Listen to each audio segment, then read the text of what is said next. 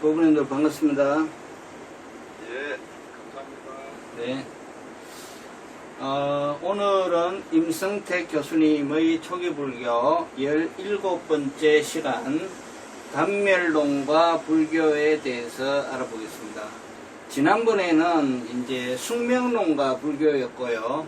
오늘은 이제 단멸론과 불교인데, 숙명론과 마찬가지로 이 단멸론도 육사외도의 하나입니다. 육사외도의 하나이고, 내용이 뭐 복잡할 것은 전혀 없습니다. 단멸론이란 말 그대로 죽으면 뭐 모든 게 끝난다 하는 게 이제 단멸론입니다. 그래서 초기 불교에서 문제시하는 단멸론은 죽음 이후의 삶을 부정하고 업에 의한 지음과 받음을 인정하지 않는 경우를 지칭한다. 그래서 죽으면 모든 것이 끝나고 내생이라고 하는 것을 부정하고 업론을 부정하는 게 이제 단멸론이죠. 근데 이 단멸론이 없다, 죽으면은 없다라고 하는 이 없다라는 면에서 불교의 무아와 혼동을 일으키는 경우가 있는데, 그것은 전혀 불교의 붓다의 가르침과는 다른 것이다. 그래서 붓다께서는 죽고 난 이후의 삶 혹은 내세를 부정하신 적이 없다.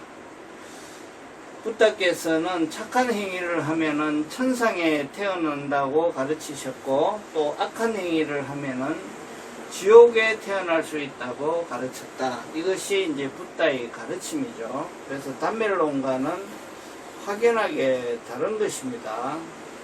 그래서 불교에서는 이 순간의 나도 있지만 내일의 나도 있다, 이렇게 얘기를 합니다.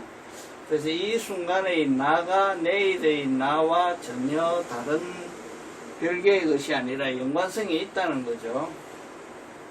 그래서 쉽게 이제 하나 예를 들어 말씀드리면, 이 순간에 이제 담배를 피고 있는 나가 있다고 합시다. 그러면 내일의 나도 거의 99.9% 담배를 피고 있겠죠. 그래서 연관성이 있는 겁니다. 그러나 오늘의 나는 담배를 피고 있는데 내일의 나는 담배를 안 피울 수도 있지요. 이것이 불교입니다. 그래서 조건에 의해서 형성되는 것이지만 분명히 지금의 나도 있고 내일의 나도 있는 것입니다. 이것이 이제 불교의 입장입니다. 그래서 붓다는 불변의 실체로서의 자아라는 것도 부정을 했고, 또 영원한 영혼이다, 이러한 것에 대해서도 부정을 했다.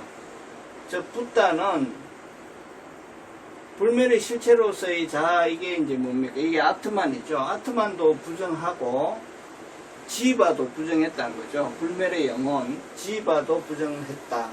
결국 이제 그 우리 금강경 공부할 때 옛날에 나왔던 사상, 아상, 그리고 이제 수자상을 얘기하는 것입니다. 여기서. 그러나 이제 오늘로 이루어진 경험적 자, 이게 소위 지금 우리가 나라고 하는 거죠. 이 몸뚱이와 계속 의식작용을 하고 있는 이 나라고 하는 이것, 오늘로 이루어진 경험적인 자아 혹은 영혼, 이러한 것들은 부정하지 않았다. 그런 인격적인 주체로서의 자아에 대해서는 기꺼이 인정하였고, 사후의 세계에도 그것은 계속된다라고 가르쳤다 라고 이제 되어 있습니다. 그래서 업과 윤회를 전에 이제 공부를 했는데, 불교는 업도 인정을 하고 윤회도 인정을 합니다. 그래서 이것이 불교의 입장이지, 죽으면 모든 것이 끝난다 하는 단멸론과는 전혀 다른 것이다.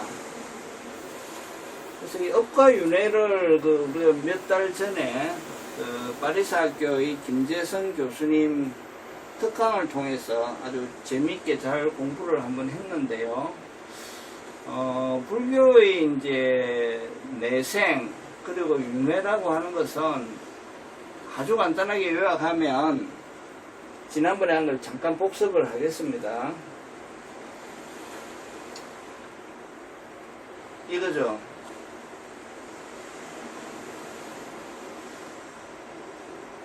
여기 이제 토양이 있습니다. 토양. 토양이 있고 씨앗이 심어지는데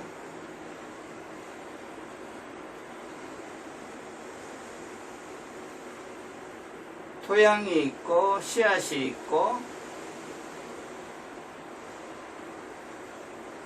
물이 이제 주어지죠. 물이 주어지면은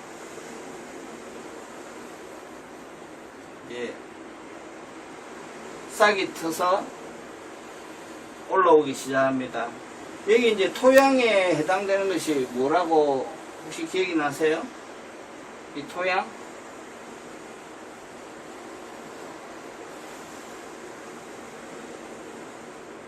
이게 이제 까르마죠, 까르마. 그리고 씨앗에 해당되는 것이 식입니다, 식. 식은 1식부터 6식까지 7식, 8식, 이게 식인데, 윤회에 대해서 설명할 때는 어떤 얘기가, 표현이 나오냐면은, 이 생에서의 마지막 식이 뭐냐면은 죽음의 식이죠. 죽음의 식이고, 이 죽음의 식이 어디에 영향을 주냐 하면은 재생 연결 시도로 연결되는 거예요.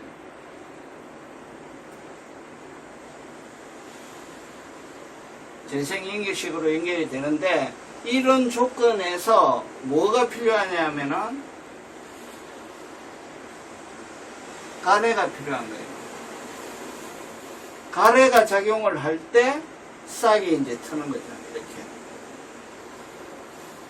그래서 이렇게 이제 표현하는 것이 불교의 윤회입니다. 오늘 주제는 이것은 아니니까 지난번에 그 김재성 교수님의 특강을 우리가 영상물로 만든 것을 필요한 분들은 꼭 다시 한번 더 보시고 재학습을 하시기 바랍니다. 그래서 우리 공부가 계속 이런 반복학습의 과정이에요. 그래서 붓다께서는 실제로 수많은 사람들의 전생에 관해서 이야기를 많이 상세히 들려주셨다라고 디가니까야에 기록이 되어 있습니다. 그래서 불교에서는 전생과 또 이어지는 현생과 그리고 이후의 내생에 대한 얘기들이 많이 나옵니다. 그래서 단멸론과는 완전히 다른 것입니다. 모든 것이 단절되어 소멸한다는 주장은 일종의 형 이상학에 해당된다. 그래서 붓다는 전생과 현생과 내생이 경험세계고 모든 것이 끊어진다라고 하는 것이 이것이 형 이상학이라는 거죠. 그래서 이것이 비경험세계의 소위 희론에 해당된다는 겁니다. 그리고 전생과 현생과 내생이 이 자체가 경험세계라는 게 이제 붓다의 말씀이십니다.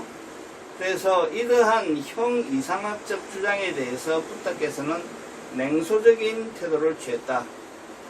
그래서 이 냉소적인 태도는 붓다께서 여기에 대해서 논쟁할 필요가 없다는 거죠. 그것을 이제 불교에서는 거룩한 침묵이라고 합니다. 무기라고 하죠. 한자로 무기, 거룩한 침묵. 그래서 이제 제일 유명한 것이 이제 14무기죠. 14무기. 14가지의 희론에 대해서는 붓다께서는 설명을 전혀 하지 않으셨다. 그 14무기에 대해서는 어떤 것인지 이제 본문 마지막 끝난 다음에 잠깐 살펴보도록 하겠습니다. 경험을 벗어난 관념의 산물로 보았다. 초기 불교에서는 영원하다는 주장과 마찬가지로 단멸한다는 주장에 대해서도 이것은 삿된 견해다. 이것이 이제 불교의 입장이고, 다 육사외도로 지금 이제 취급을 하는 거예요. 허무주의 혹은 염세주의를 조장하게 된다. 이러한 사고방식은, 즉 단밀론적 사고방식은 허무주의 또는 염세주의를 조장하게 된다. 그리고 당연히 도덕이란 것도 필요가 없겠죠. 죽으면 다 끝나는데 뭘 도덕을 지키고 말고 할 것이 없고, 쾌락주의를 부추긴다.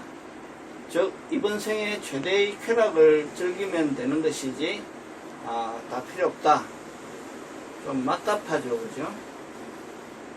그래서 죽음 이후의 세계를 애써 부정하려는 단밀론적 사고가 일정 부분 영향을 미치고 있다. 그래서 이 염세주의라든지 허무주의라고 하는 이 바탕 아래에는, 그 근본 바탕은 이 단밀론적 사고방식이 그걸 지탱하고 있다는 거죠. 그래서 이 단밀론적 사고방식 위에서 허무주의, 염세주의, 도덕에 대한 부정, 쾌락주의 이러한 것들이 다 드러나는 모습으로 나타난다는 겁니다. 그리고 그 뿌리는 단밀론이다 하는 얘기를 지금 하고 있습니다.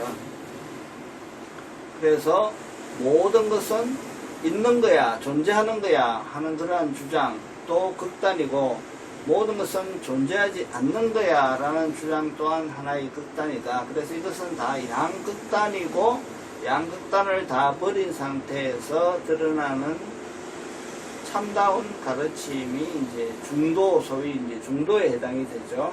그래서 지금은 유무중도를 얘기하는 것입니다. 그러면 유무중도에 있어서 붓다는 영원하지도 않고 없어지지도 않는 아이러니한 존재의 실상을 있는 그대로 수용할 것을 요구한다. 그래서 붓다는 있다 없다를 떠난 중도를 이제 가르치시는 게 이제 붓다의 입장이죠. 그 중도가 뭐냐에 대해서는 이제 제가 좀 더 설명을 하겠습니다. 자, 아까 말씀드린 14무기, 붓다께서 대답을 거부하고 침묵하신 14가지의 질문은 과연 뭐냐? 그래서 이것은 붓다께서 깨달음에 이르는 것을 돕는 실천적인 물음이 아니라는 뜻에서 이것을 붓다께서는 형이상학적인 것이라고 말하셨는데, 그 14무기는 시간에 대해서 우주는 시간적으로 영원하다, 영원하지 않다, 영원하기도 하고 영원하지 않기도 하다, 영원한 것도 아니고 영원하지 않은 것도 아니다. 이러한 4가지의 주장. 그 다음에 공간에 대해서 우주는 공간적으로 유한하다, 무한하다, 유한하기도 하고 무한하기도 하다, 유한한 것도 아니고 무한한 것도 아니다 라고 하는 공간에 대한 4가지의 주장. 그 다음에 자아에 대해서 자아와 육체가 동일하다, 자아와 육체는 별개이다 라는 주장인데, 이 자아라고 하는데 지금 한자말로 명이라고 되어 있어요. 그래서 이 명은 아상인상, 중생상, 수자상 할 때 수자상이 명이에요. 그래서 번역이 자아로 되어야 되는 것이 아니라 영혼과 육체로 번역되는 것이 맞습니다. 그래서 영혼과 육체가 동일하다, 영혼과 육체는 별개다 라고 하는 논쟁. 그 다음에 사후세계에 대해서 열애가, 육체가 죽은 다음에 열애가 있다 없다, 있기도 하고 없기도 하다, 있는 것도 아니고 없는 것도 아니다 하는 이 4가지의 주장이 14무기입니다. 그래서 부처님께서는 이 14무기에 대해서 침묵하셨다. 그래서 거룩한 침묵이라고 하는데, 코멘트 이렇게 해설을 안 하셨을 뿐이지 여기에 대한 부정적인 입장을 표현 안 하신 건 아닙니다. 그래서 붓다의 말씀은 뭐냐, 이러한 주장들은 한마디로 일생에 도움이 되지 않는 쓸데없는 논쟁이다 라는 게 이제 붓다의 말씀이에요. 그래서 이 붓다의 말씀은 니까야에 기록이 되어 있습니다.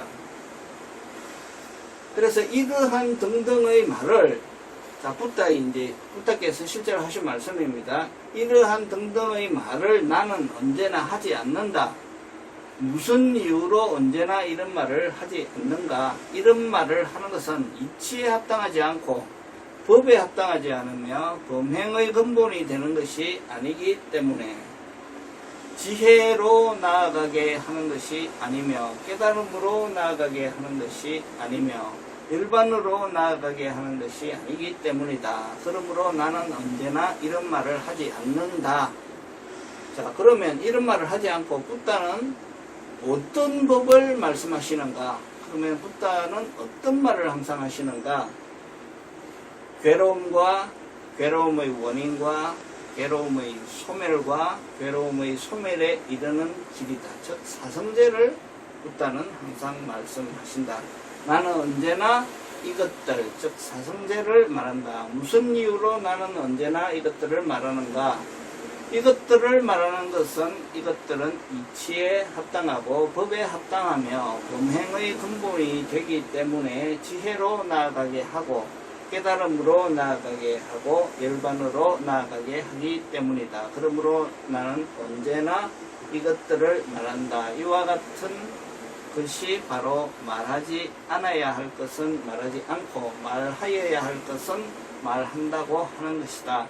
너희들은 마땅히 이러한 태도를 가짐으로써 이와 같이 진정 가져야 할 것을 가지고 진정 배워야 할 것을 배워야 한다. 이것이 중아함경 마지막 니까야에 기록되어 있는 붓다의 말씀입니다. 자, 그래서 이 오늘 본문의 내용은 사실 간단 명료 명확합니다. 그래서 이러한 논쟁, 있다 없다 이러한 논쟁을 하지 말고 오로지 사성제를 열심히 공부하고 활동들을 열심히 수행해라. 붓다의 말씀은 일반적이고 간단 명료합니다. 이상이 이제 본문의 내용이고요. 본문 내용에서 혹시 이제 말씀하시고 싶은 바, 코멘트, 질문 있으면 하십시오.